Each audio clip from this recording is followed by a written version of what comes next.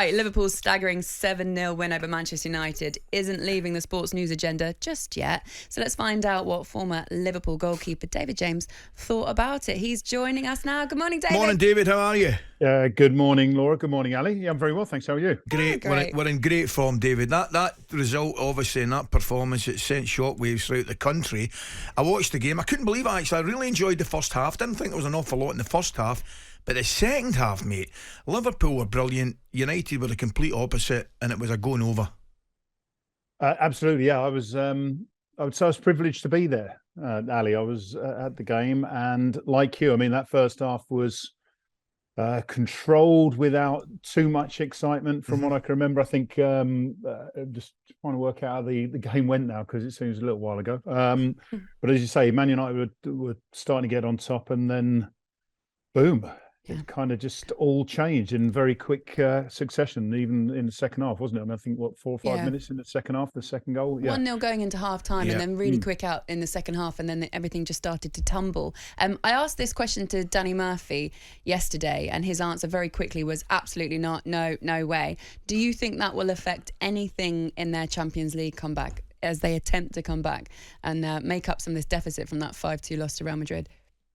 Yes, absolutely. Yeah, and I don't mean that they'll think they'll go out there and win 7-0 at all, but I think what we're actually seeing is a progression from Liverpool.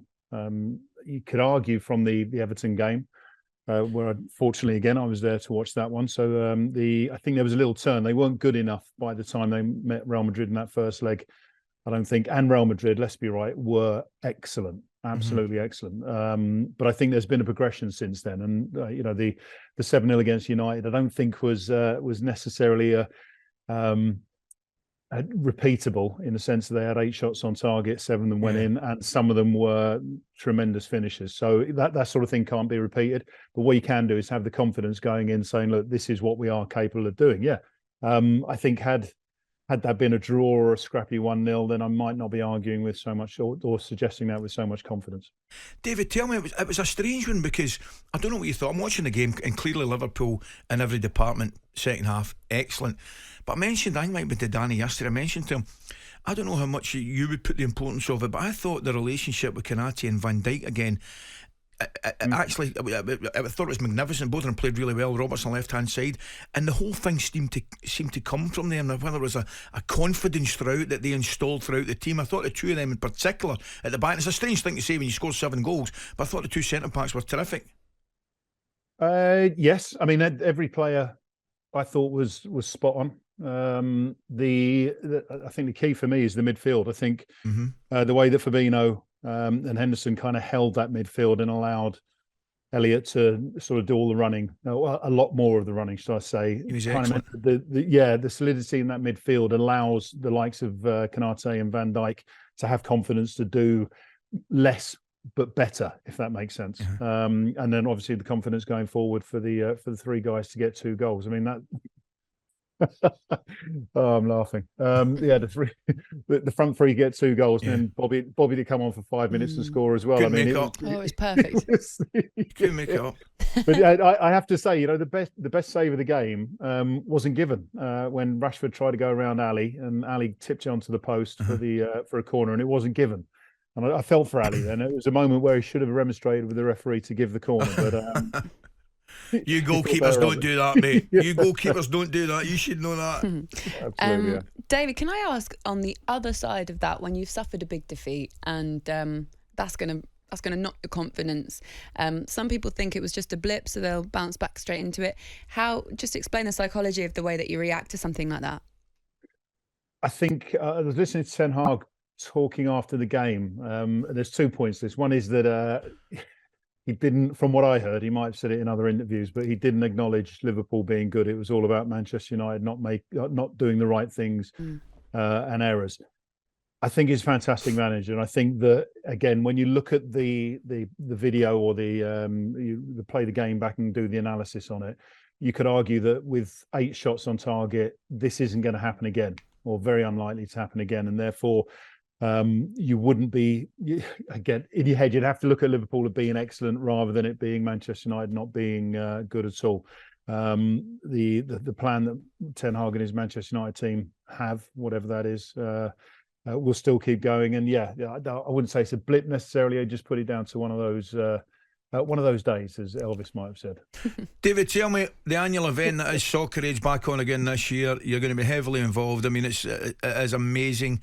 It's returning to Old Trafford at 6-5 to the World 11 last year again, which is the most important thing. 15.6 million for UNICEF even, which is obviously helping the most vulnerable children in the world. And since 2006, this is great, over £75 million has been raised for UNICEF. Can there be anything better than that, mate? Getting a game involved in a game of football, the fans are all involved, and the most important thing, raising all that money. Yeah, I tell you, you've stolen half of my lines there. Apologies. Apologies. Yeah. I tend to ask long questions. Apologies. Typical pundit. Yeah. Well, there's a nice bit of synergy here, because last time that England won was, I think, 2018 at Old Trafford, and my debut for Soccer Aid was at Old Trafford in 2020, behind closed doors, obviously because of COVID protocols. We haven't won, although we've come really close. Penalties last year at the London Stadium. Can it be anything better? I mean, the good thing about this year, we've got Jill Scott, who's going to be captaining. Jack Wilshere's joining.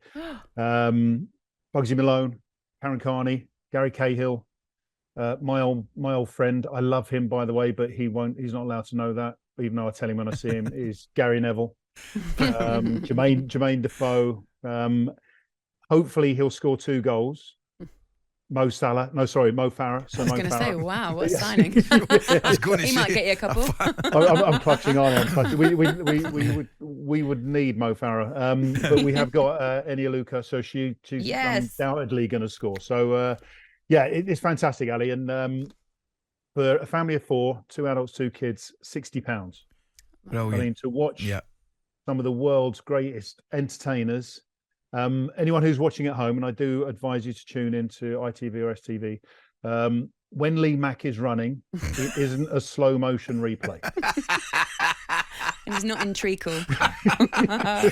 Did Lee Mack not go on a record? He must have had 6 penalties in a row. And then he scored. Was it last year he scored? I felt for him. I was actually out my seat myself for him. Yeah, it's the biggest transfer in Soccer Aid history. I mean, he goes over to the World 11 and starts winning again. So we've got nothing against him. Nothing against him. David, thank you. Really enjoyed Brilliant, that. David, Thanks enjoy for it. coming on.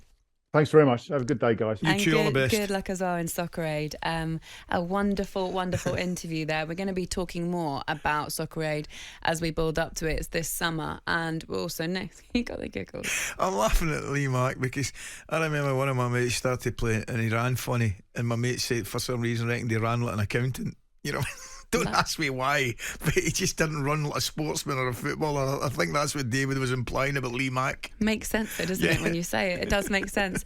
talkSPORT Breakfast with Laura Woods, Monday to Wednesday morning 6 till 10 on AM, on DAB, via the talkSPORT app and on your smart speaker.